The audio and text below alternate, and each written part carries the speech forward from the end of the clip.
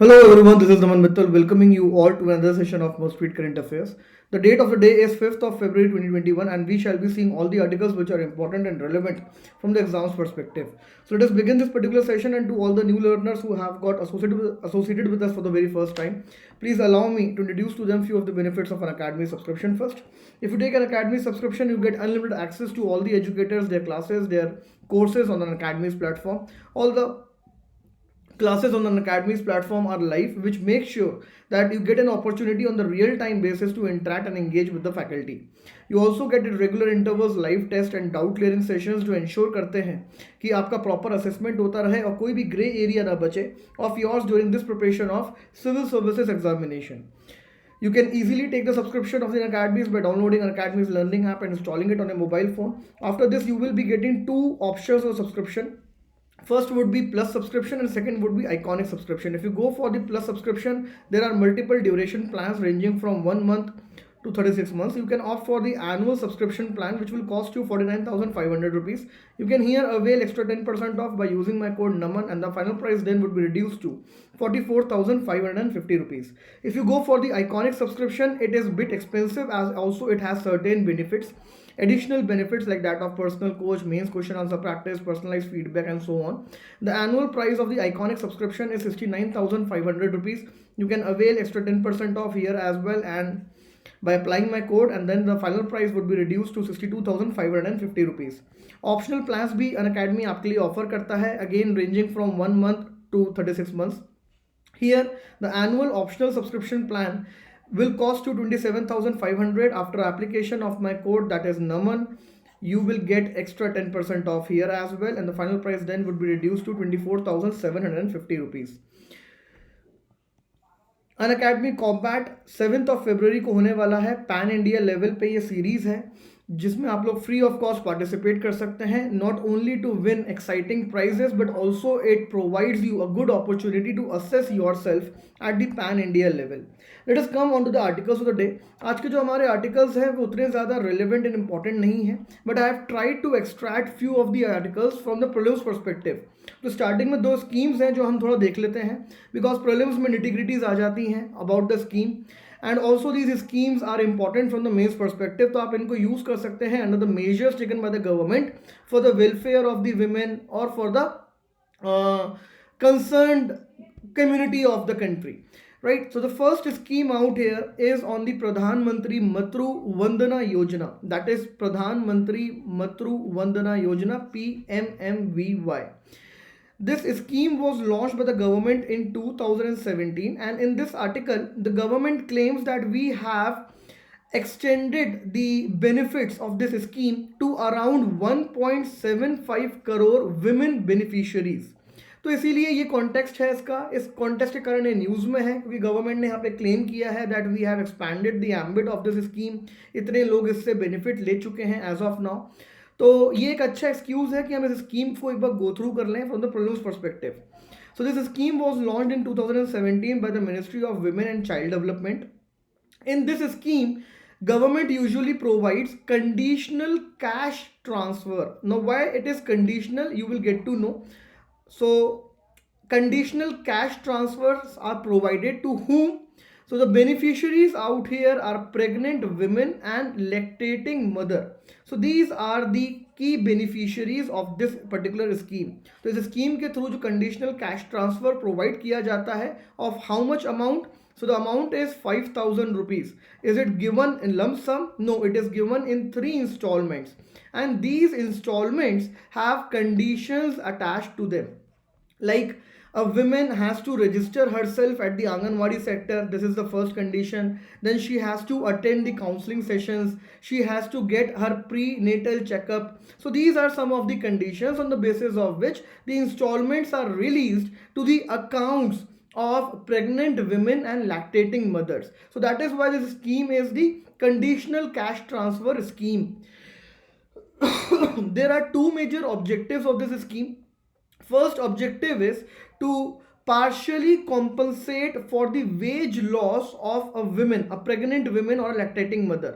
So when a woman conceives, she is often found in our country to stay away from the job to better take care of herself and so on.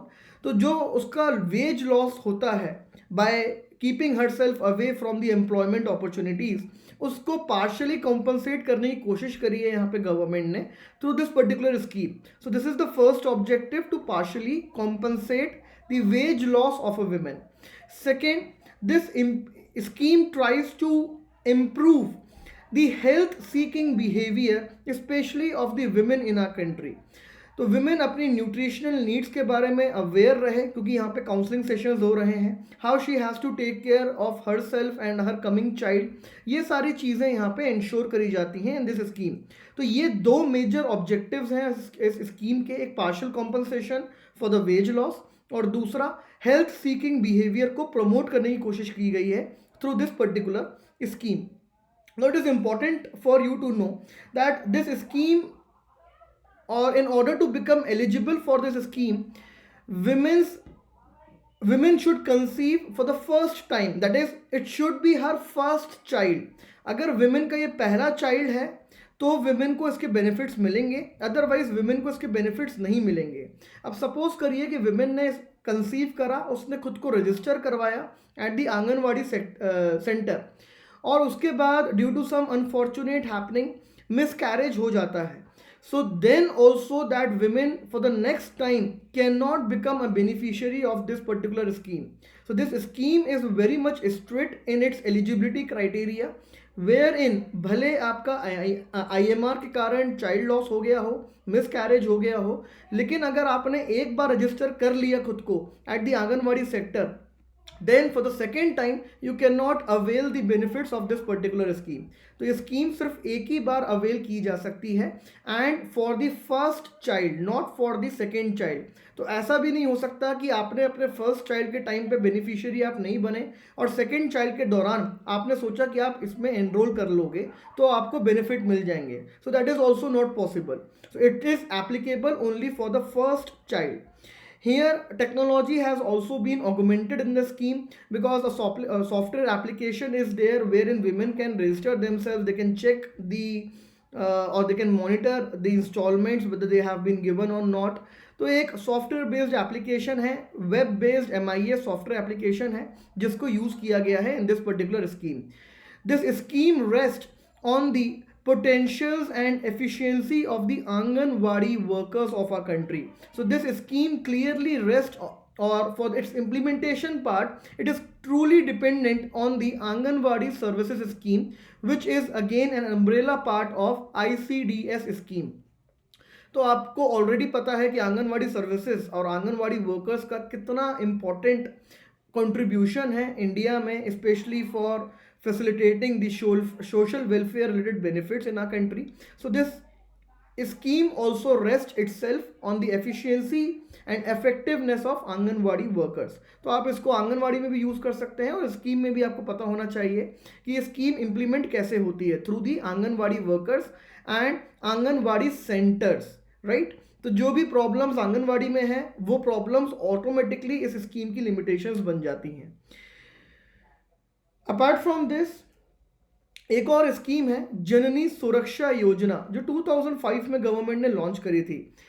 अब जननी सुरक्षा योजना का जो major objective है that is to enhance institutional deliveries in our country, so that we can bring down MMR and IMR of our country.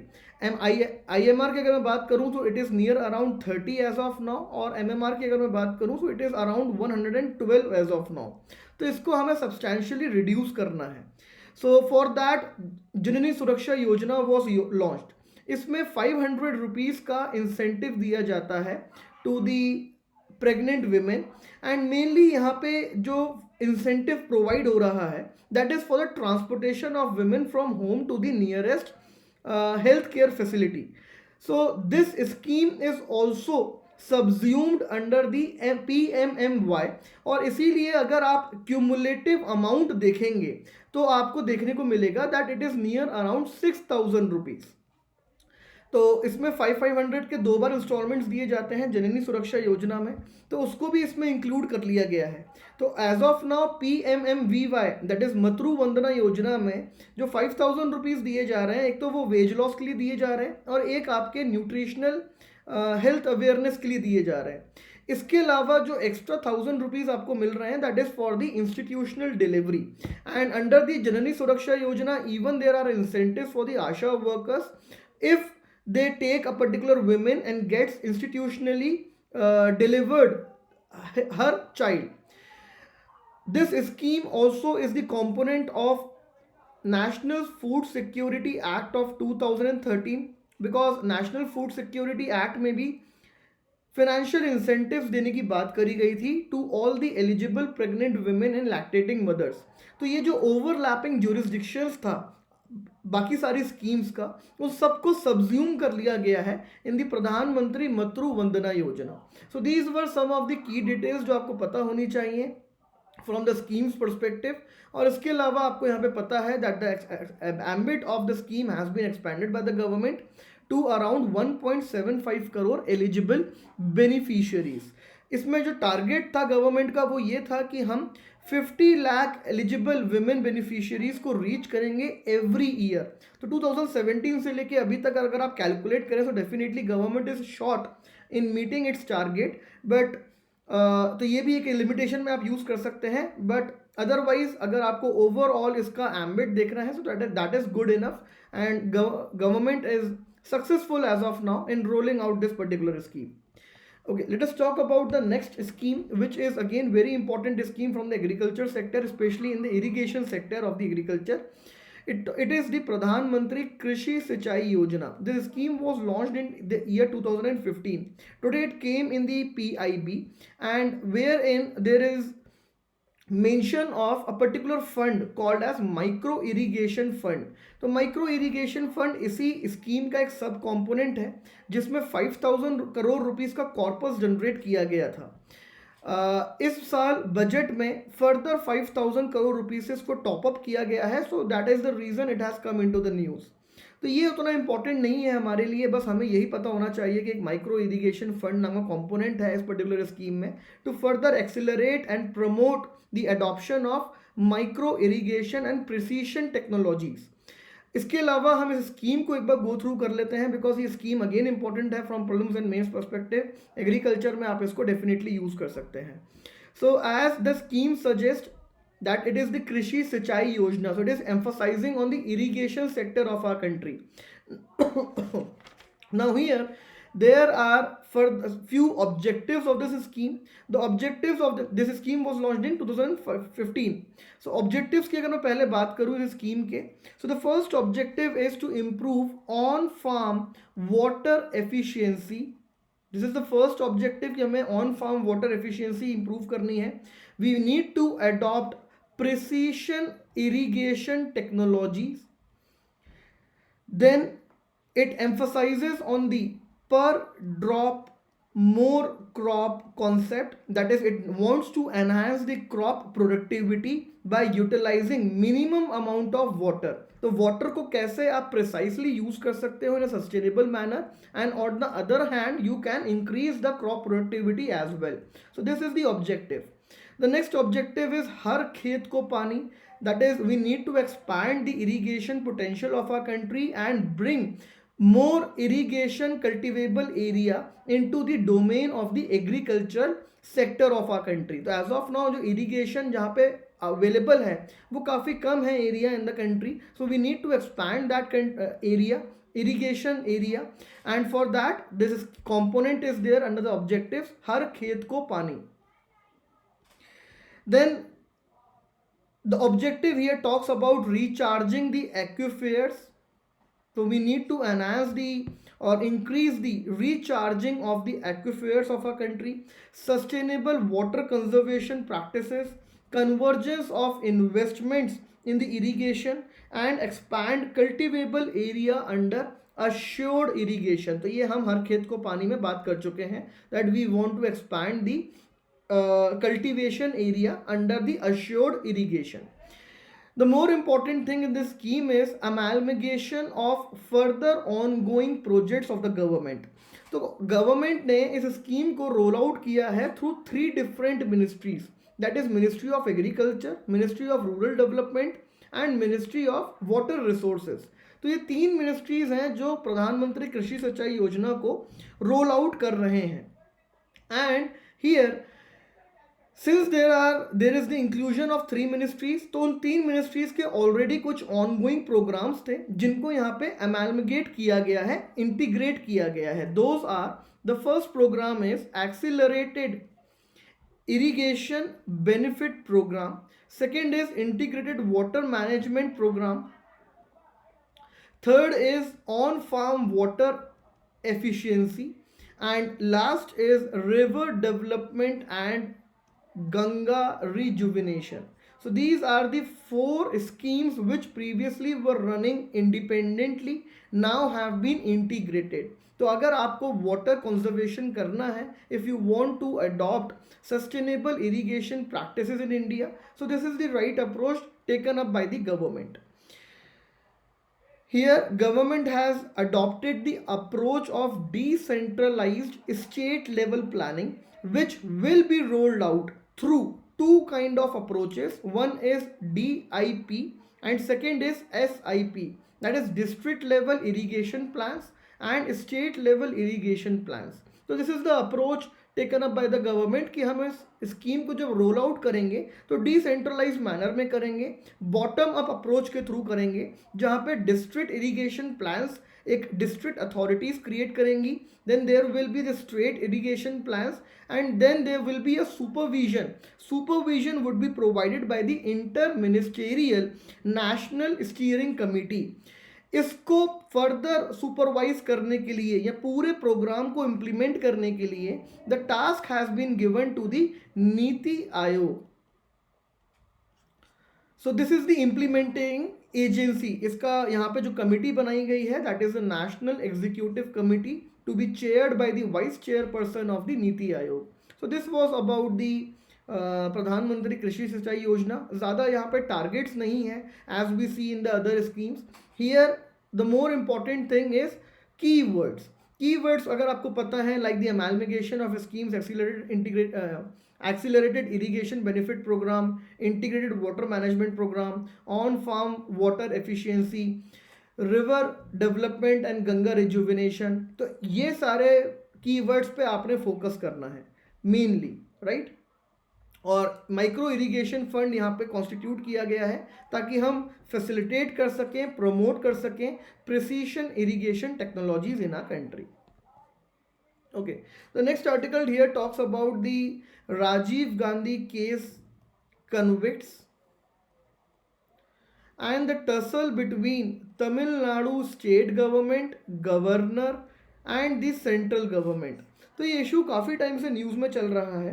कुछ time पहले भी हमने देखा था इस इशू के बारे में, wherein it was decided by the Supreme Court and the governor कि गवर्नर नेक्स्ट 4 to 5 days में will come up with a decision. Governor के पास बेसिकली 2 ही डिसीजन है, 2 ही ऑप्शन थे, either to grant approval to the recommendation of the state government और to refuse the release of the Rajiv Gandhi convicts. So this exercise or this power that has been derived by the governor is through the article 161. तो pardoning powers या जो clemency powers हैं India में constitution में, those have been given to governor and president. Governor को दी गई हैं अंडर आर्टिकल 161, प्रेसिडेंट को दी गई हैं अंडर आर्टिकल 72. थोड़ा सा डिफरेंस है दोनों की पावर्स में. Like the powers under the article 72 which rest with the president are more broad, as in president can even give pardoning or can even pardon the death sentence. इसके अलावा he has the president has the power to decide upon the punishments given by the court martial or through the army courts, arm forces courts. वो powers governor के पास नहीं है. Apart from that the powers are more और less same. तो mainly यहाँ पे जो पावर्स आती हैं वो होती हैं pardoning power, commutation, remission, reprieve, respite and so on. तो these are the major powers जो यहाँ पे इंक्लूड करी गई हैं। पार्डनिंग में you completely absolve a particular individual from his or her offence. Commutation में you basically reduce the or change the character of the punishment. जैसे अगर पहले किसी को डेथ पेनल्टी दी गई है तो कम्यूटेशन के थ्रू आप उसकी डेथ पेनल्टी को कन्वर्ट कर सकते हैं into the life imprisonment. So you have change the character of the punishment. Next है रेमिशन। रेमिशन में आप सेंटेंस को रिड्यूस कर सकते हैं by changing the character as well. तो अगर पहले किसी को सज़ा दी गई है 7 साल की रिग्रेस इम्प्रिजनमेंट की, तो आप उसको रिड्यूस कर सकते हैं to 5 years of rigorous imprisonment or to the 5 years of simple imprisonment. Reprieve की अगर हम बात करें तो रिप्राइव में भी आप सेंटेंस को रिड्यूस करते हैं but only under exceptional circumstances. जैसे अगर कोई प्रेग्नेंट विमेन है तो उसके केस में आप उसकी सेंटेंस को रिड्यूस कर सकते हैं, लेकिन यहाँ पे जनरली कैरेक्टर को चेंज नहीं करा जाता है। लाइक रिग्रेस इम्प्रिजनमेंट को आप सिंपल इम्प्रिजनमेंट में कन्वर्ट नहीं कर सकते हैं जनरली। और लास्ट होता है रिस्पाइट। तो respite is kind of putting an stay on the death penalty, on the death execution. तो अगर कोई मर्सी पिटिशन जाती है प्रेसिडेंट के पास या गवर्नर के पास, तो उसमें स्टे लगाया जा सकता है बाय द प्रेसिडेंट और the governor by using the power of respite. So these powers are given under article 161 and 72। The difference only is कि गवर्नर पार्डन नहीं कर सकता है डेथ पेनल्टीज को, बाकी वो सब कुछ कर सकता है। वो डेथ पेनल्टी को कम्यूट कर सकता है, रेमिट कर सकता है एंड सो ऑन, लेकिन पार्डन नहीं कर सकता है। Pardoning power with respect to the death penalty only rest under article 72 with the president of our country। Okay, इसके बाद और आगे बढ़ते हैं। देखिए, ये एक राजीव गांधी जो हमारे फॉर्मर प्राइम मिनिस्टर थे, उनका असैसिनेशन हुआ। Then there was the CBI investigation. CBI investigation ने चार्जशीट फाइल करी 1999 में। इनको सज़ा हुई। सज़ा होने के बाद 2015 से लेके अब तक ये केस काफ़ी ज़्यादा न्यूज़ में मेंटेन्ड है। The reason being state government of Tamil Nadu has repeated number of times recommended or has been asking the central government and the Indian judiciary, both High Court of Tamil Nadu and Supreme Court of the India, कि आप इन prisoners को, इन convicts को आप release करें। तो पहले 2015 में and back in 2007 convicts, एक जो कन्विक्ट है the female convict Nalini I think, उनका डेथ सेंटेंस को कम्यूट कर दिया गया था बैक इन 2000 इटसेल्फ, और रेस्ट ऑफ द कन्विक्ट्स की जो डेथ पेनल्टी थी उसको कन्म्यूट कर दिया गया था to the life imprisonment in 2015 by the governor of Tamil Nadu on the recommendation of the state government. तो यहाँ पे एक मरूराम का केस है ऑफ 1980 जो आपको पता होना चाहिए। The Maruram case here is the judgment of the supreme court wherein Supreme Court said that there is no discretion of the governor and president while deciding upon the clemency petitions। तो अगर कोई भी clemency petition file होती है under article 161 और 72, तो president और governor अपने डिस्क्रिशन के हिसाब से यहाँ पे अपना फैसला नहीं देते हैं। They have to go with the aid and advice of the either state government in the case of governor or council of ministers in the case of article 72। तो दोनों को एड एंड एडवाइस फॉलो करनी है, ये supreme court ने एकदम clear किया हुआ है। सेकेंड इशू राइज हुआ क्योंकि कॉन्स्टिट्यूशन में ऐसा मेंशन्ड है कि जो स्टेट गवर्नमेंट है या जो गवर्नर है वो क्लेमेंसी पावर्स एक्सरसाइज नहीं कर सकता है in the cases which are related to the union law, and president has the power to decide upon the cases related to the union law not with respect to the state law. तो ये एक confusion created था।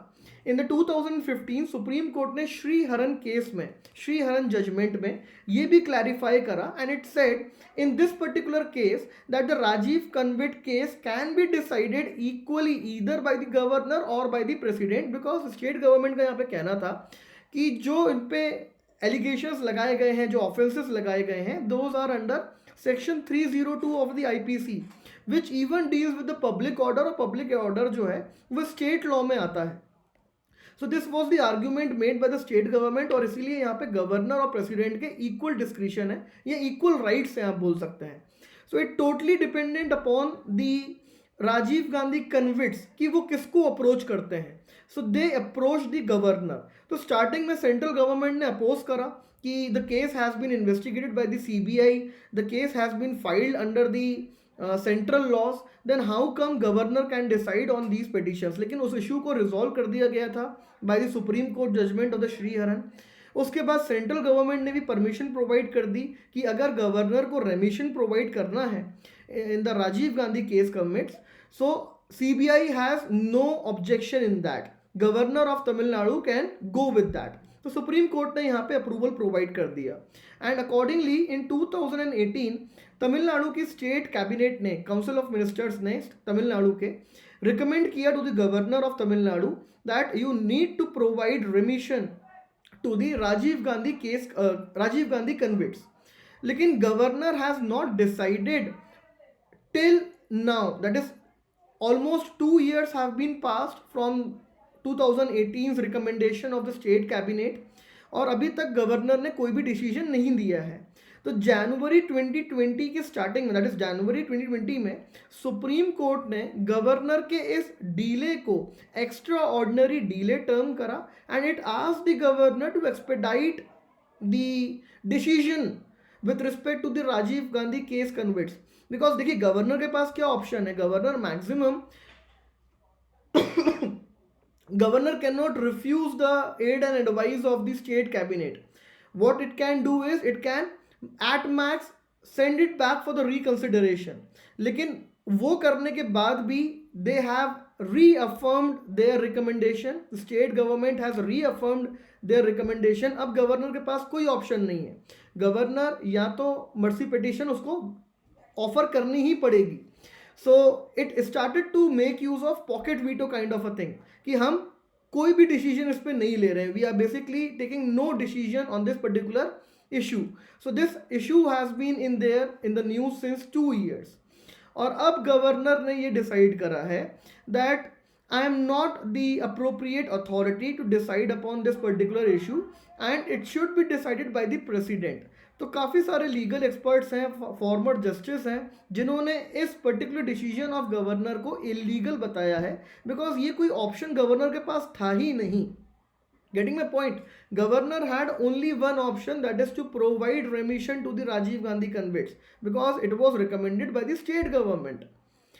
And here governor has said that now the issue will be decided by the president and not by me.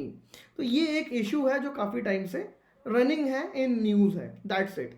अब जब इस पर final decision आएगा तो एक बार आप प्रेसिडेंट की भी यहाँ पे फाइनल ओपिनियन देख लेंगे. या तो हो सकता है कि इस डिसीजन को ऑफ गवर्नर चैलेंज किया जाए इन द हाई कोर्ट और इन द सुप्रीम कोर्ट. तो सुप्रीम कोर्ट, हाई कोर्ट इस पर फर्दर इंटरप्रिटेशन लेके आके इस इशू को फर्दर क्लैरिफाई करेंगे कि गवर्नर के पास यहाँ पे क्या डिस्क्रिशंस हैं. एज ऑफ नाउ जो लूप होल समझ में आया है, जो लूप होल यहाँ से डिराइव होता है from this particular issue, that is of the inexplicable delay. Once the recommendation has been given, there is no mention in this constitution of our country that in what time period or how much time should be taken by the governor to decide upon the matter. तो time period क्योंकि यहाँ पे defined नहीं है तो governor ने कितना भी 2 साल अभी ऑलरेडी ले लिए हैं और अभी भी ये मैटर अब प्रेसिडेंट के पास चला जाएगा या सुप्रीम कोर्ट या हाई कोर्ट में चला जाएगा. So we will have to track this particular issue. लेकिन प्रीलिम्स पॉइंट ऑफ व्यू से आपके लिए इंपॉर्टेंट बन जाता है clemency powers of the governor and that of president, right. Okay, now central government is soon gonna table a new bill which is the Government of National Capital Territory of Delhi Amendment Bill 2021. क्या है ये bill, क्यों government लेके आ रही है, central government क्यों लेके आ रही है? तो now we do not have the exact provisions of the bill. हम थोड़ा सा और वेट करेंगे, एक बार ये बिल टेबल हो जाए, इस पर थोड़ा सा और एनालिसिस आ जाए, इसके प्रोविजंस सामने आ जाए and then we will discuss the provisions of the bill. As of now what we can do is we can discuss the previous issues between the or with respect to the tussle of Delhi government and the LG. तो आप सबको पता है कि 69th constitutional amendment के through 1991 में दिल्ली को ये पावर दी गई, स्पेशल स्टेटस प्रोवाइड किया गया and legislative council of the Delhi was created of 70 members, right? And then there was the creation of lieutenant or lieutenant general, LG जिसको बोलते हैं. So things were going very in a smooth manner, because generally ऐसा होता था कि ruling government जो है at the center वही government थी in the Delhi as well, तो ज़्यादा tussles देखने को नहीं मिलते थे. But the tussles went or became highlighted in the year of from the year 2015 onwards. जब दिल्ली गवर्नमेंट कुछ भी डिसीजन लेने की कोशिश करती थी, डिसीजंस इन द सेंस जो सुप्रीम कोर्ट ने डिसाइड किए वो सारे डिसीजंस एक बार हम देख लेते हैं. डिसीजंस इन द सेंस कि स्पेशल पब्लिक प्रोसिक्यूटर हमें अपॉइंट करना है, तो एलजी ने उस पर स्टे लगा दिया, एलजी ने वो अपॉइंटमेंट नहीं करा, मैटर को रेफर कर दिया टू द प्रेसिडेंट. इसी तरीके से दिल्ली गवर्नमेंट ने एग्रीकल्चर लैंड के सर्कल रेट को चेंज करने की कोशिश करी, तो वो भी नहीं करने दिया. इंक्वायरी कमीशंस बिठाने की कोशिश करी on few of the corruption scandals in the Delhi government, in the Delhi union territory. तो इसके खिलाफ भी पिटिशंस फाइल हो गई, and all these orders of the Delhi government were declared to be illegal by the ministry of home affairs. फिर anti corruption bureau जो एक investigative wing है which functions through the prevention of corruption act, इसको Delhi government ने use करना चालू कर दिया. इसको गवर्नमेंट ने यूज़ करना चालू कर दिया under against the central government officers. तो इस पर भी एलजी ने केस फाइल किया टू द प्रेसिडेंट. फिर यहाँ पे मिनिस्ट्री ऑफ होम अफेयर्स का ऑर्डर आया दैट सेंट्रल ऑफिसर्स के अगेंस्ट में आप एंटी करप्शन ब्यूरो का इस्तेमाल नहीं कर सकते हैं. तो इस तरीके के जो टसल्स हैं वो सारे यहाँ पे इमर्ज होने लगे. Getting my point. So this case then went to the Delhi high court. Delhi high court ने अपना डिसीजन दिया. It was further challenge in the supreme court, and then came the major judgment of the supreme court by the constitutional bench in 2018, जिसने काफ़ी हद तक clarity provide करी to the balance between the Delhi government and the role of central government therein, right? It gave the decision that LG has no independent decision making power. This is the keyword that you need to jot down. LG has no independent decision making power, and he or she has to follow the aid and advice of the Delhi state government on the matters of state list which have been provided through the article 239AA to the Delhi government, and to the matters of the concurrent list, that is on all the matters except 3 matters, that is public order, land and police. LG has to abide by the aid and advice of the Delhi government. ये supreme court ने clarity यहाँ पे provide करी.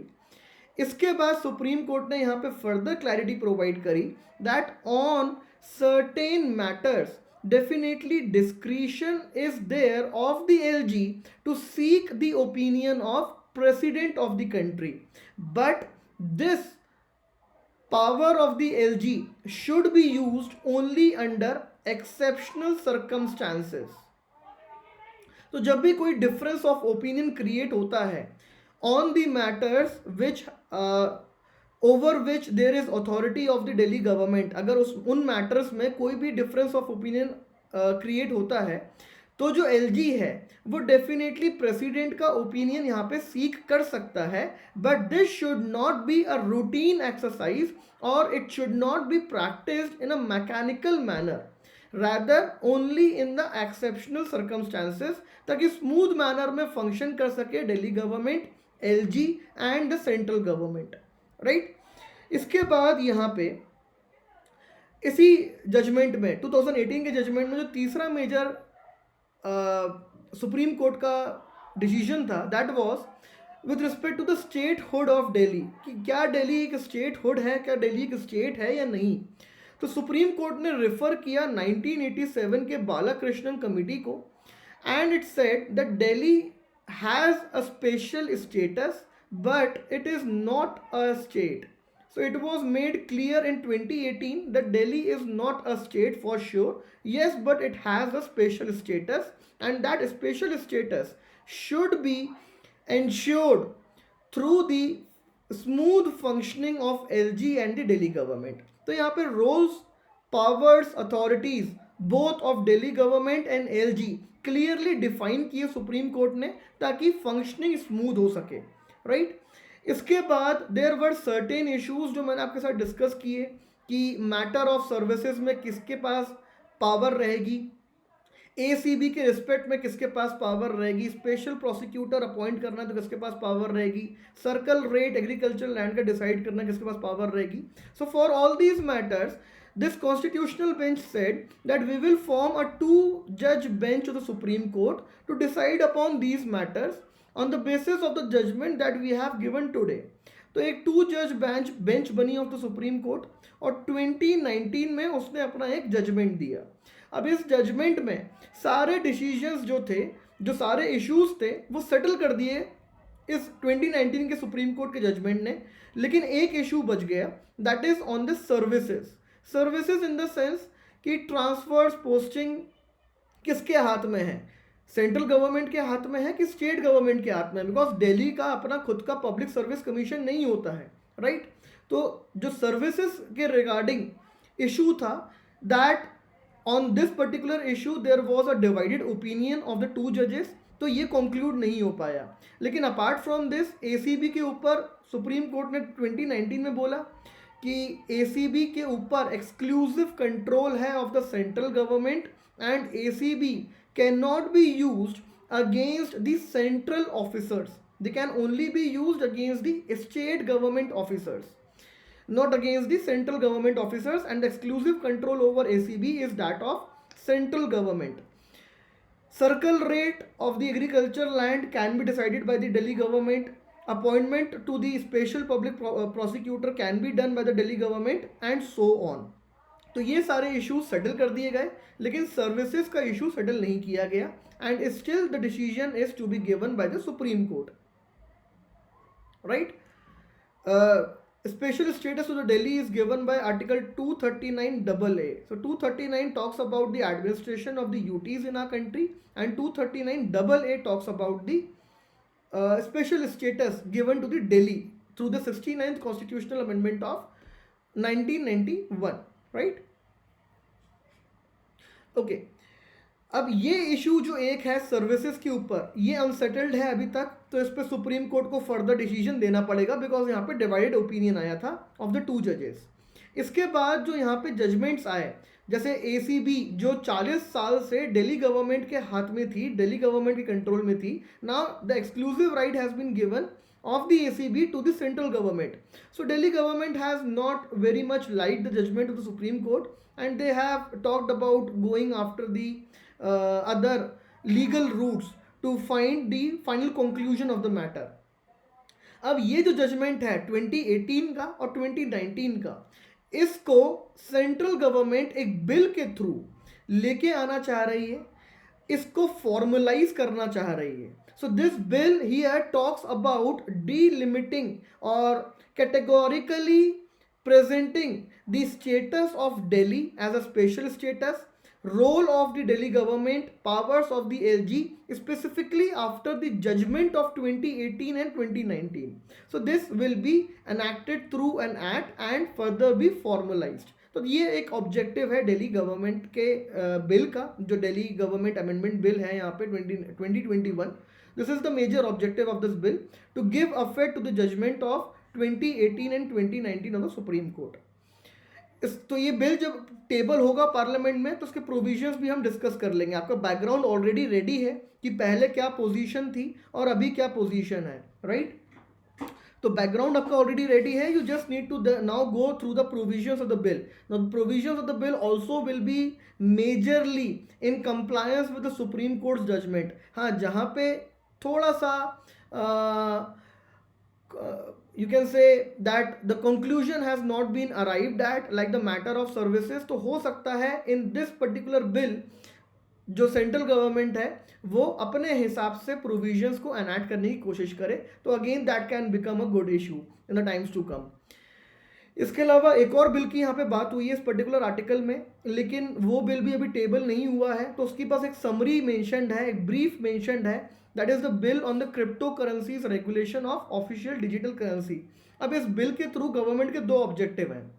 एक objective तो government का ये है कि गवर्नमेंट एक इंडिया की ऑफिशियल डिजिटल करेंसी क्रिएट करना चाहती है which will be created by RBI, and second objective is to prohibit all the private crypto currencies except few. तो ये दो मेजर प्रोविजंस हैं, दो मेजर ऑब्जेक्टिव हैं इस बिल के। जब ये बिल टेबल होगा तो उसको भी हम डिटेल में देख लेंगे, राइट। एज ऑफ नाउ आपको इसमें जाने की ज़रूरत नहीं है। हाँ, दिल्ली का इशू का बैकग्राउंड आपको पता होना ज़्यादा ज़रूरी था, बिकॉज यूपीएससी में यू वोंट बिलीव, अगर आपने पेपर्स देखे हो in the of the mains examination, consecutively for the two times the question was asked on the relationship of Delhi as a special status territory, union territory, with that of the union government। तो दो बार questions पूछे गए हैं directly on the supreme court judgement and the relationship of Delhi with that of the central government.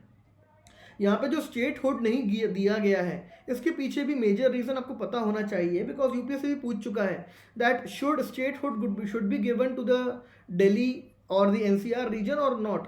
तो इसके पीछे major reason है कि this should not be given, mainly because it is a part of national capital. This is also a national capital, and there are definitely special responsibilities to be carried out by the central government. And if you create clear cut restrictions between the or with respect to financial restrictions, legislative restrictions, judicial restrictions between a state of Delhi and that of the union government, then these special responsibilities will not be able to carried out effectively and efficiently by the central government.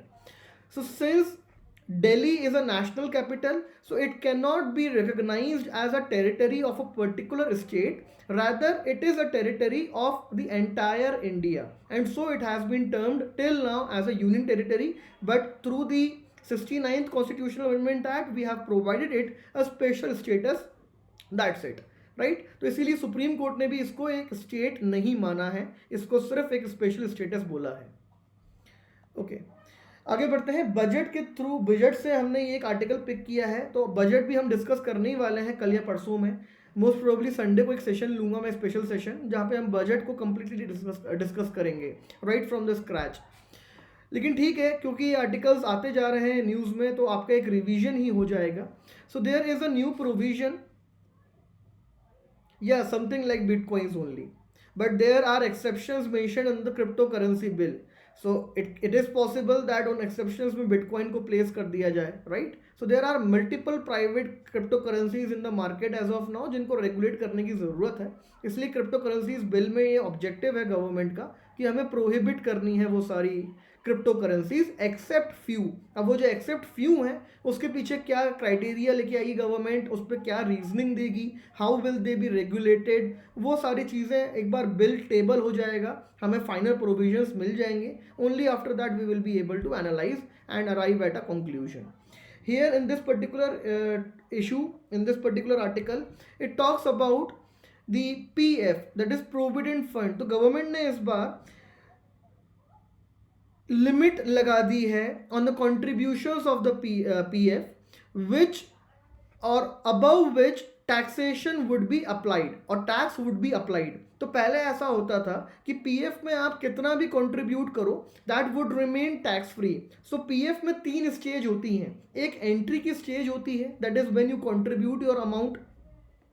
Second होती है interest accumulation की, आपने amount को उसमें डाल दिया PF account में, 8% का उसमें आपको इंटरेस्ट मिलता है ऑन द एनुअल बेसिस, तो ये इंटरेस्ट उसमें ऐड होता रहता है। Now third is the withdrawal of the amount. तीसरा होता है कि आप पूरा अमाउंट जो विड्रॉल करते हो। तो मोर और लेस जो तीनों स्टेजेस हैं वो टैक्स फ्री हैं। एंट्री की स्टेज कंप्लीटली टैक्स फ्री है, इंटरेस्ट जो उसमें ऐड होता जा रहा है हर साल वो टैक्स फ्री है, विड्रॉल के टाइम पे डेफिनेटली थोड़ी बहुत कंडीशंस हैं, बट लार्जली आप मान सकते हो कि वो भी टैक्स फ्री है। अब हो क्या रहा था कि जो हाई नेटवर्क इंडिविजुअल्स थे और the individuals who were affluent, now these individuals were using the PF account to evade the taxation. तो टैक्स से बचने के लिए they use to contribute large sums of their income into the PF account. तो government ने यहाँ पे इस डिस्क्रिपेंसी को आयरन आउट किया है एंड इट हैज सेड कि पीएफ अकाउंट में 2.5 लाख तक का कंट्रीब्यूशन अगर आप करते हो on an annual basis so that would be tax free. लेकिन इसके ऊपर अगर आपने कंट्रीब्यूशन करा तो उसमें जो इंटरेस्ट जनरेट होगा that will B taxed from now on. So this is basically to discourage the investment done by the high net worth individuals or the affluent sections of our country in the PF so as to evade the taxation. तो अब high net worth individuals जो हैं वो इसमें अपना contribution नहीं कर पाएंगे। अब इसमें आप देखिए कि हाई नेटवर्थ इंडिविजुअल्स, एक सिंगल अकाउंट की बात करी गई है यहाँ पे, 103 करोड़ रुपए का बैलेंस है एक पीएफ अकाउंट में। तो PF account is meant for the social security benefit, कि रिटायरमेंट के टाइम पे लोगों के पास पैसा हो, वो इकोनॉमिकली किसी और पे डिपेंडेंट ना रहें, तब भी इंडिपेंडेंट रहें, उनकी पेंशन आती रहे, they have the corpus out there which can be withdrawn by them. अब वो जो विड्रॉल है उसके अकॉर्डिंगली वहाँ पे टैक्सेशन लगाया गया है कि अगर आप इस परसेंटेज के ऊपर विड्रॉ करोगे तो आपका टैक्स लग जाएगा, इस परसेंटेज के नीचे विड्रॉ करोगे तो आपका टैक्स नहीं लगेगा। Now those limitations have been put so that saving culture can be introduced और इनकलकेटेड अमंग दी सिटीजन्स। उनका जो सीनियर सिटीजन का लाइफ स्पैन है, जो सीनियर सिटीजन का उनका जो टाइम पीरियड है, उसे हम सिक्योर कर सकें। अब अगर सारा पैसा आपने वन गो में निकालना अलाउ कर दिया तो होता क्या है, पेरेंट्स जनरली पैसा निकालते हैं, they spend on their children and later on it is found that the children abandon those parents. फिर वो parents they become they live the life of a destitute poor life, they become economically dependent on others. तो ये situation ना create हो इसलिए ये restrictions लगाए गए हैं कि एक सर्टेन अमाउंट तक ही आप पैसा विड्रॉ कर सकते हो, बाकी आपको पेंशन के फॉर्म में मिलता रहेगा, राइट। तो ये जो यहाँ पे सोशल इम्पैक्ट यही हुआ, इसका social impact of PF is to ensure or to inculcate the saving culture among the Indian citizens so as to secure the citizens old age time period in our country. Old age के time पे उनके पास economic independence हो, उनकी pension आ रही हो, उनके पास एक sum हो कि to take care of their medical needs, to take care of their survival and so on. So this is the basic idea of the PF. और PF में कंट्रीब्यूशन एम्प्लॉयर भी करता है और एम्प्लॉय भी करता है ऑफ द इक्वलेंट अमाउंट। तो यहाँ पे गवर्नमेंट ने ये बोला है कि जो एम्प्लॉयर का कंट्रीब्यूशन होगा उस पर हम इंटरेस्ट नहीं चार्ज करेंगे, लेकिन जो एम्प्लॉय का कंट्रीब्यूशन होगा अगर वो 2.5 लाख से ऊपर होता है तो हम टैक्स किस पे करेंगे। 2.5 लाख से ऊपर मैंने 3 लाख किया, एक साल में मैंने 3 लाख का कंट्रीब्यूशन कर दिया अपने पीएफ अकाउंट में, राइट। अब ये पैसा मैं अभी नहीं निकाल सकता, ये पैसा मैं रिटायरमेंट के बाद ही निकाल सकता हूँ। तो ये जो 3 लाख का मैंने कंट्रीब्यूशन किया है ये 50,000 रुपये ज़्यादा है। तो इस 50,000 पे 8% के हिसाब से मुझे जो इंटरेस्ट मिलेगा उस पर टैक्स करेगी गवर्नमेंट, राइट। तो जो मैं कॉर्पस इन्वेस्ट कर रहा हूँ उस पर टैक्स नहीं हो रहा है, on the interest which is being generated उस पर टैक्स हो रहा है। This is the understanding that you need to develop. Prelims में कंफ्यूज हो सकते हो आप अगर स्टेटमेंट्स फ्रेम करती है यूपीएससी, तो प्लीज़ थोड़ा सा यहाँ से आप क्लैरिटी डेवलप करो कि आप कहाँ पे गवर्नमेंट ने टैक्सेशन इंट्रोड्यूस करा है, what is the objective to discourage high net worth individuals and affluents to use the PF account so as to evade the taxation. तो अब अगर आपके सामने क्वेश्चन आता है कि the measures taken by the government of India to boost tax revenue, तो क्या ये मेजर नहीं होगा? Definitely this would be a major because through this government has rationalised its taxation. अब हाई नेटवर्थ इंडिविजुअल्स को ऑल्टरनेटिव मैकेनिज्म्स ढूंढने पड़ेंगे, और अगर आप टैक्स एग्जेम्पशंस रेस्ट्रिक्ट करोगे so obviously they will come into the tax ambit, और जब वो टैक्स एम्बिट में आएंगे you can tax them, your tax revenue will shoot up, जो रिक्वायर्ड है for the entire economy, because still we are dependent for the fiscal borrowings, on the fiscal borrowings to meet our expenditures. So it is very much required for the government to enhance its tax receipts, its tax revenue. और जो ये आप rationalization कर रहे हैं, it's a good option. अब यहाँ पे एक criticism ये भी आता है कि PF was largely meant for the middle class employees, middle class workers, ताकि वो सेविंग्स कर सकें लेटर ऑन अपना पेंशन फंड्स में, पेंशन उसके लिए पेंशन में इस फंड को यूज़ कर सकें. तो क्या वो अफेक्ट नहीं होंगे अगर आप टैक्स करोगे? तो क्या वो डिस्करेज नहीं होंगे from contributing into it? So the answer is no, because 2.5 lakh limit is sufficiently high, and this will keep on, or this will be increased by the government at the periodic intervals. हो सकता है next year इसको 3 लाख कर दी जाए, उसके next year 3.5 lakh कर दी जाए. तो जैसे जैसे इंडिया में वेजेस इंक्रीज हो रही हैं, उसी हिसाब से इस लिमिट को भी इंक्रीज कर दिया जाएगा. But this definitely has rationalised the taxation system and will bring now more number of individuals under the tax ambit, which subsequently will increase the tax receipts of the country. सब categorisation of OBC, तो ये report भी अभी submit तो नहीं हुई है खैर, लेकिन हम थोड़ा सा बैकग्राउंड स्टडी कर लेते हैं that what is the sub categorisation of OBC. तो देखिए, एक बहुत ही बड़ा कंसर्न होता है रिजर्वेशन के पॉइंट, रिजर्वेशन के टॉपिक में, that is of the rationalisation of reservation. अब जब ये वर्ड हम यूज़ करते हैं रैशनलाइजेशन, तो रैशनलाइजेशन में काफ़ी सारी चीज़ें इंक्लूड हो जाती हैं कि क्या रिजर्वेशन जो हमने डिवाइस किया था, it is benefiting the actual beneficiaries? Is it benefiting the beneficiaries at the cost of non-beneficiaries? And if there is a cost, if there is a trade-off, then what is the level of that trade-off? क्या हमें उसे cut down करना है, उसे balance करना है? Is reservation fragmenting the society or not? तो ये सारे क्वेश्चंस अराइज होते हैं जिनको हमें एड्रेस करना होता है whenever we talk about rationalization of reservation, कि कैसे हम रिजर्वेशन को और ज़्यादा स्ट्रीमलाइन कर सकें एंड टारगेटेड बना सकें, ताकि इसका मिसयूज़ ना हो और रिजर्वेशन से जो एक्चुअल बेनिफिशियरीज हैं they can take the maximum benefit out of it. अब सब कैटेगराइजेशन ऑफ ओबीसीज की जब हम बात करते हैं, तो यू नीड टू अंडरस्टैंड कि ओबीसी के ऊपर जो रिजर्वेशन है वो मंडल कमीशन से आप ट्रेस आउट कर सकते हैं. ऑल्दो काका कलेल का कमीशन था, उसमें भी ओबीसीज की बात करी गई थी along with the SC STs, लेकिन जो मंडल कमीशन था that was specifically for the OBCs, where in Mandal commission talked about certain number of caste in a country, more than 1200 caste which qualify to be as other backward classes, जिनको मंडल commission ने बोला कि 27% reservation मिलना चाहिए. And these 1200 caste which are backward classes constitute to be 52% of the population of the country. तो इसके बाद reservation provide किया गया, अमेंडमेंट्स किए गए कॉन्स्टिट्यूशन में 16(4) article, 15(4) article and so on. लेकिन इसके बाद प्रॉब्लम स्टार्ट हुई कि ये जो रिजर्वेशन आपने प्रोवाइड किया है, क्या ये इक्वली डिस्ट्रीब्यूटेड है among all the sub caste of the OBC?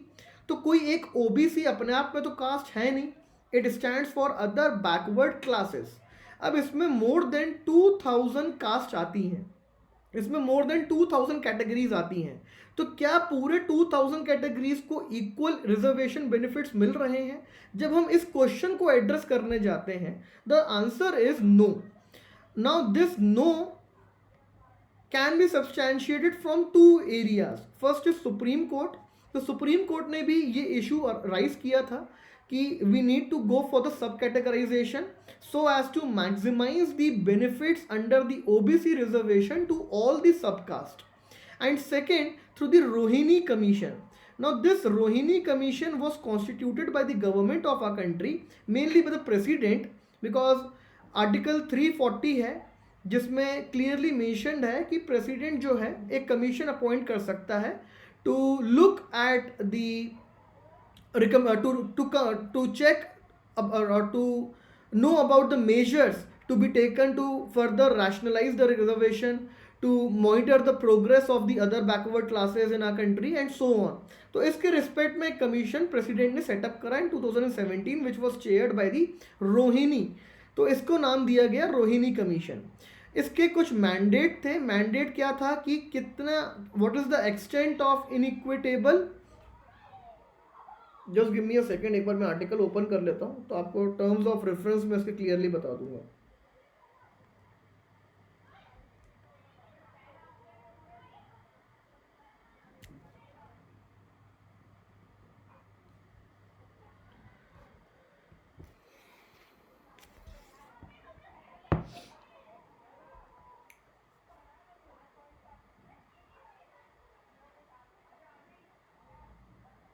Okay, so first term of reference was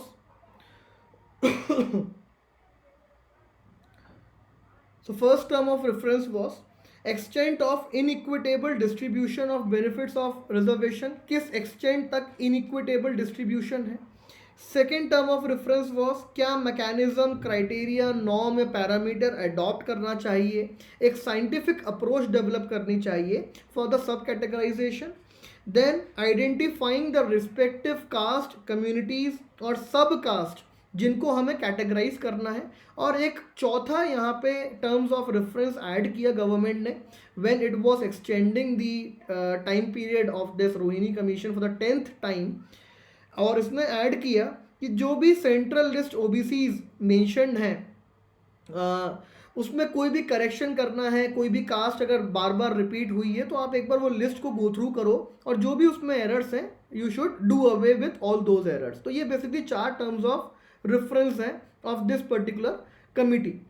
इस कमिटी ने भी ये फाइंड आउट करा इन इट्स इंटर्म रिपोर्ट कि 97% of all jobs and education seats that have gone to just 25% of all the subcaste of the OBCs। मतलब OBC में जितनी भी कास्ट आती हैं उसमें से 25% ने 97% बेनिफिट्स गार्नर करे हैं। So this clearly sets a process for the sub categorisation of OBC. तो हमें इसीलिए सब कैटेगराइजेशन ऑफ ओबीसी करना है ताकि हम इसमें एक्सप्लिसिटली आइडेंटिफाई कर सकें कि किन कास्ट को हम एक्सक्लूड करना है, किन कास्ट को हमें फर्दर प्रायोरिटाइज करना है, so as to rationalise the benefits of OBC reservation. जब ये कमेटी अपने रिपोर्ट सबमिट करेगी तो काफ़ी सारी चीज़ें हैं जो हमें पढ़ने को मिलेंगी, बट एज ऑफ नो ये रिपोर्ट सबमिट नहीं हुई है। तो we just wanted to have a background check on the subcategorization of OBC, that's it, nothing else. Okay, एक और यहाँ पे इंसिडेंट है जो रिसेंटली हुआ है in the Bihar and Uttarakhand, that is the governance measure taken by the Bihar government and the Uttarakhand government कि कैसे इन्होंने पुलिस को और ज़्यादा पावरफुल बनाया है and they are violating article 19 of the constitution of our country, also article 21 of the constitution of our country। तो इस आर्टिकल को आप एक बार गो थ्रू कर सकते हैं, ज़्यादा कुछ इंपॉर्टेंट उतना नहीं है। It talks about the over zealous policing wherein एक पुलिस वेरिफिकेशन रिपोर्ट जनरेट करेगा बिहार गवर्नमेंट और बिहार स्टेट। इस पुलिस वेरिफिकेशन रिपोर्ट में अगर कोई भी क्रिमिनल एक्टिविटी देखी जाती है during the street protest and demonstration, so if there is a protest going on, आप उसमें पार्टिसिपेट करते हैं, अगर आपके अगेंस्ट कोई भी क्रिमिनल एक्टिविटी रिकॉर्ड हो जाती है तो वो पुलिस वेरिफिकेशन रिपोर्ट में मेंशन होगी and on the basis of that you can be denied government jobs, passport and all the other essential grants, financial grants and government services। तो ये Bihar government ने यहाँ पे लॉन्च करा है, एक नया प्रपोजल लेके आई है Bihar government. This is mainly to discourage people from participating into protest and public demonstrations, but you can clearly see here that by bringing in such kind of provisions you actually are violating the right to protest, right, जो article 19 में clearly assured है। इसके अलावा उत्तराखंड ने similar और more और less similar kind of provision introduce करा है। उत्तराखंड गवर्नमेंट ने ये बोला है that now on we will be monitoring the social media for anti national post. तो अब हम सोशल मीडिया को मॉनिटर करना स्टार्ट करेंगे और अगर आपने एंटी नेशनल पोस्ट उस पर पोस्ट करे सोशल मीडिया प्लेटफॉर्म्स पे, then we will term you as anti-national and subsequent actions will be taken against you. अब ये जो उत्तराखंड की गवर्नमेंट कर रही है, बिहारी गवर्नमेंट कर रही है, एक तो ये कॉन्स्टिट्यूशनल वैल्यूज, कॉन्स्टिट्यूशनल राइट्स के क्लियरली अगेंस्ट है, उसको वॉयलेट करता है. अपार्ट फ्रॉम दिस ये स्टैच्यूज को भी वॉयलेट करता है, like that of passport act of 1967. Because जो पासपोर्ट एक्ट है 1967 का, वो ये बोलता है कि इवन अगर किसी पे क्रिमिनल चार्जेस लगे हुए हैं तब भी आपको उसकी पासपोर्ट एप्लीकेशन को जनरेट करना है. You can not dismiss it. And if you through the police verification report are trying to dismiss or deny an individual his or her right to a passport, then clearly it is violative not only of the constitution but also of the statute, that is the Passport Act of 1967. right? तो इस चीज़ को आप over jealous policing में use कर सकते हैं. कैसे fundamental rights कर्ब हो रही हैं हमारे देश में, उसमें अगर आपको कभी यूज़ करने का मौका मिला तो कर सकते हैं.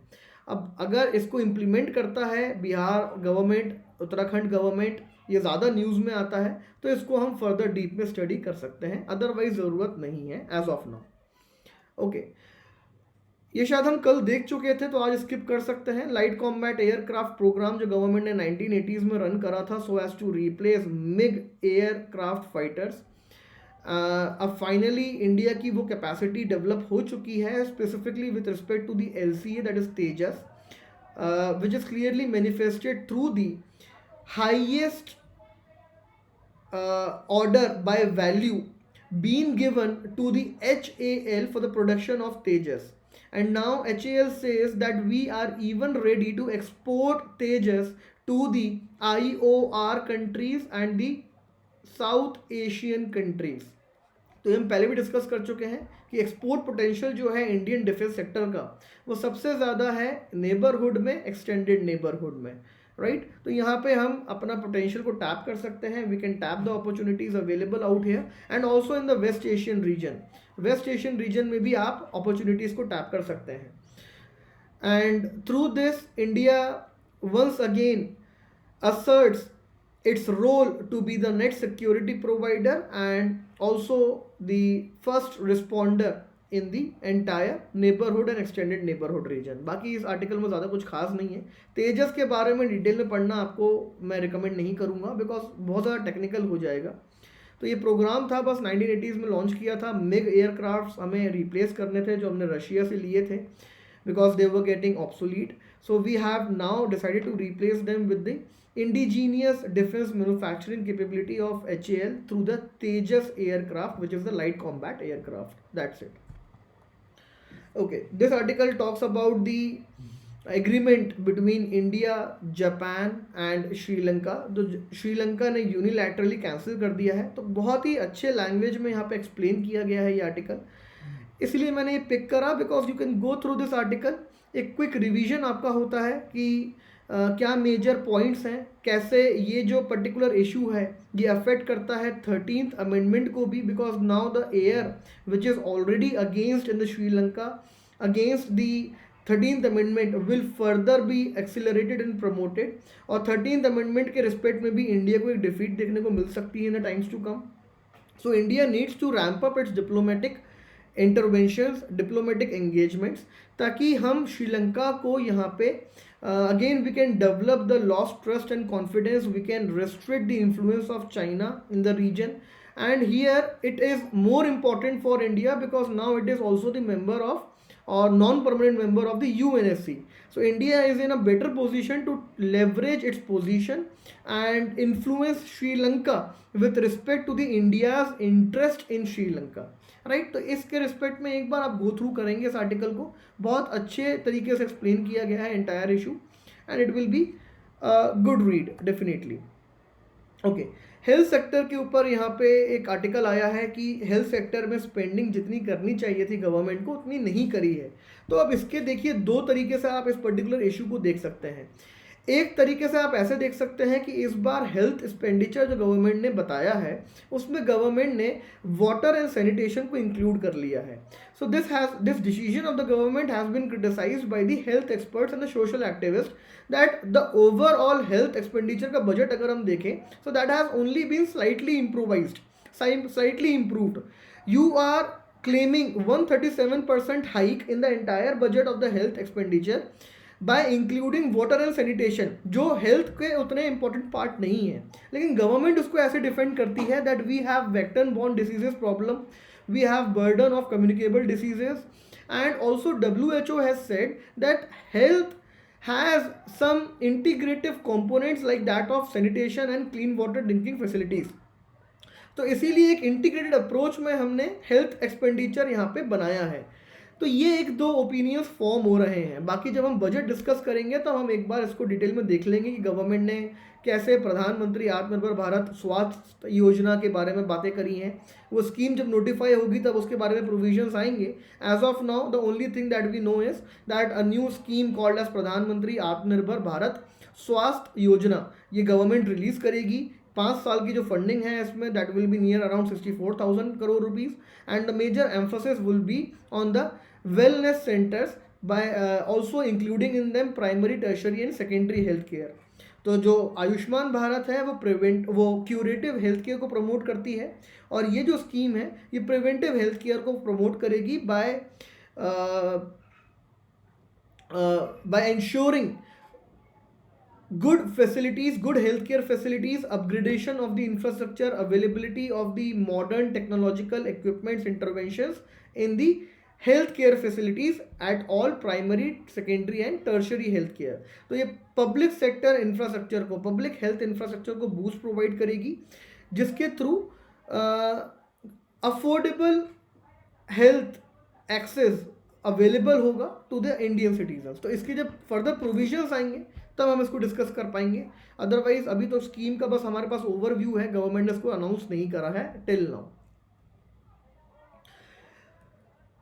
कपिला स्कीम, इसको आप याद रख सकते हैं, अभी गवर्नमेंट ने रिलीज नहीं करी है, गवर्नमेंट ने पहले रिलीज करी थी, पीआईबी में आया तो मैंने सोचा रिवीजन के लिए अच्छा रहेगा। तो कपिला प्रीलिम्स में अगर पूछा जाता है what is KAPILA, to which sector it is related to, तो आपको पता होना चाहिए this is the Kalam programme for intellectual property literacy and awareness campaign. So this is Kapila, and as the name suggests it is for the intellectual property literacy and awareness campaign, especially in the higher educational institutions. That's it. Second है Monpa handmade paper, तो again ये prelims के लिए important है। अब Monpa handmade paper के बारे में the discussion was done by the प्रधानमंत्री प्राइम मिनिस्टर इन हिज मन की बात। जब से उन्होंने मन की बात में मोनपा हैंडमेड पेपर के बारे में बात करी, the Monpa handmade paper, the demand for this paper और the traditional work went up across the India. So it is a good sign, it is a very good initiative कि आप ट्रेडिशनल आर्ट वर्क को promote कर रहे हो, उसको still you are making marketable in the country and so on. So this is popular in Arunachal Pradesh Tawang district. Prelims point of view से हम देखते हैं इसको, and this is a paper, एक पेपर होता है ये, अराउंड इसकी जो लेंथ ब्रेथ है, this is 24 inches long in the length and around 16 inches wide paper. It is made up of the bark, it is made up of the bark of tree शुगु शेंग। तो शुगु शेंग एक local tree है जो तवांग में मिलता है, इसकी बार्क से इस पेपर को बनाया जाता है। एक पेपर की कॉस्ट आती है around 50 rupees, and historically it was very prevalent, it was widely it had a wide popularity, and even the Buddhist scriptures manuscripts were written on this particular Monpa handmade paper. तो इसके historic significance है, and with the advent of the paper industry or you can say the machine paper development, this particular traditional Monpa handmade paper lost its significance and lost its market. तो इसको revive करने की कोशिश करी गई है, और मन की बात में जब से प्राइम मिनिस्टर ने इसके बारे में जिक्र करा है तो इसकी इंपॉर्टेंस बढ़ जाती है for us as well from the exams perspective, specially from the prelims perspective. तो this paper is known to be tamper proof, इसको टैम्पर नहीं किया जा सकता है। It supports environmental protection, it provides income for the local artisans, and it was very much popular in the countries like Tibet, Bhutan, Myanmar and Japan. तो अगर हम इसको दोबारा पॉपुलराइज कर पाते हैं, उन कंट्रीज में दोबारा डिमांड क्रिएट कर पाते हैं, so that will be good not only from the India's traditional art and heritage perspective, but also will benefit the local artisans of the Tawang district, right? So इसके अलावा यहाँ पे इस पेपर की tensile strength काफ़ी ज़्यादा होती है. It has a distinctive translucent fibrous texture. तो फाइब्रस ट्रांसलूसेंट टेक्सचर होता है इसका. टेंसाइल स्ट्रेंथ ज़्यादा होती है, और टेंसाइल स्ट्रेंथ ज़्यादा है so it is used in the art work. Art work में इसका काफ़ी ज़्यादा इस्तेमाल किया जाता है, और प्रीवियसली मैंने आपको बताया बुद्धिस्ट स्क्रिप्चर्स मैन्युस्क्रिप्ट्स इसमें लिखे गए हैं, right. So this was about the Monpa handmade paper. इसको एक और नाम से जाना जाता है, दैट इज़ द मॉन शुगु. तो मॉन शुगु इन द सेंस, एक तो मोनपा हो गया, and Shugu the tree, the bark of which is use to make this paper. Okay okay कल हमने म्यांमार के बारे में डिस्कस करा था कि म्यांमार में मिलिट्री कूप हुआ है, military rule has again got reinstated and so on. एक छोटा सा एक पॉइंट था जो मुझे आपके साथ डिस्कस करना था, उसके लिए मैंने ये आर्टिकल दोबारा आज पिक करा. दैट इज़ कि चाइना को यहाँ पे कैसे लेवरेज मिलता है, और चाइना ने क्यों अभी तक एक्नॉलेज नहीं करा है military coup. It has just said that there is a political instability which should be resolved peacefully. So you need to understand that China is the largest trading partner of Myanmar, और इसीलिए sanctions भी अगर लगाए जाते हैं by the US, EU और UN, तो वो ज़्यादा अफेक्ट नहीं करेंगे म्यांमार को, because Myanmar's economy is largely shielded by China, as 34% of the dependency of Myanmar's economy is directly on the China. So this is the significant presence of China in the Myanmar. तो इसीलिए ये एक और cause of concern है, because it now has become very easy for China to enhance its influence in the Myanmar, and this increases the concerns for India as well, because now China will further make inroads into our own neighbourhood. Okay बाकी ये जो article है inevitable slowdown, ये हमने कल देखा था. The tussle between government of India and a big tech giant that is Twitter. तो उसी लाइट में इस आर्टिकल को लिखा गया है, जिस लाइट में, जिस पर्सपेक्टिव से कल हम इसको डिस्कस कर रहे थे. So we did not hear pay attention to the restriction of the freedom of right, freedom of speech and expression and so on. Article 19 हमने यहाँ पे इन्वोक नहीं करा था yesterday. We took this article from the perspective of the tussle between government and the tech giant companies. उसी perspective से इस article को आज लिखा गया है. तो इस आर्टिकल को आप एक क्विकली रीड अगर देंगे, तो कल जो हमने डिस्कस करा था, जो पर्सपेक्टिव हमने डेवलप करने की कोशिश करी थी कि गवर्नमेंट ऑफ इंडिया के लिए अब कितना ज़्यादा इंपॉर्टेंट हो गया है to come up with certain set of regulations like the PDP bill with a dedicated regulator to regulate the activities of these big tech giants. वो सारे चीज़ें यहाँ पे रिफ्लेक्ट होती हैं. तो एक बार क्विक रीड अगर आप दे सकते हैं इस आर्टिकल को, if the time permits, then you should definitely give it a read. So these were some of the articles जो आज डिस्कस करने थे आप लोगों के साथ. किसी को कोई डाउट है तो आप डेफिनेटली पूछ सकते हैं, otherwise we will call it a day.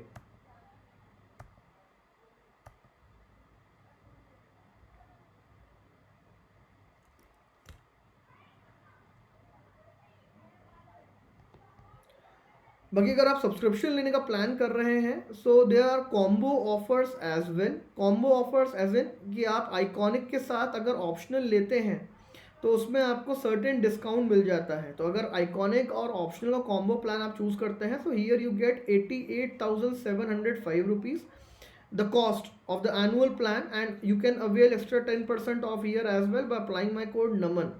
So the final price would be around 80,000 rupees.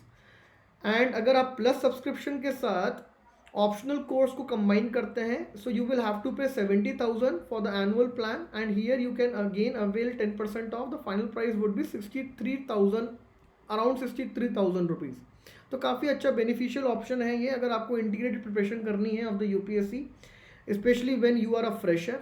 तो आप इन प्लान्स को ऑप्ट कर सकते हैं, क्योंकि सस्ते में आपको ऑप्शनल भी मिल रहा है और जीएस का भी पूरा प्लान मिल रहा है, right.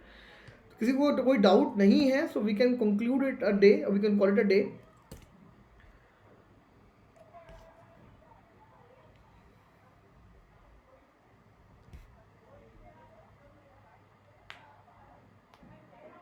Okay, thank you all for your patient listening. Have a great day ahead.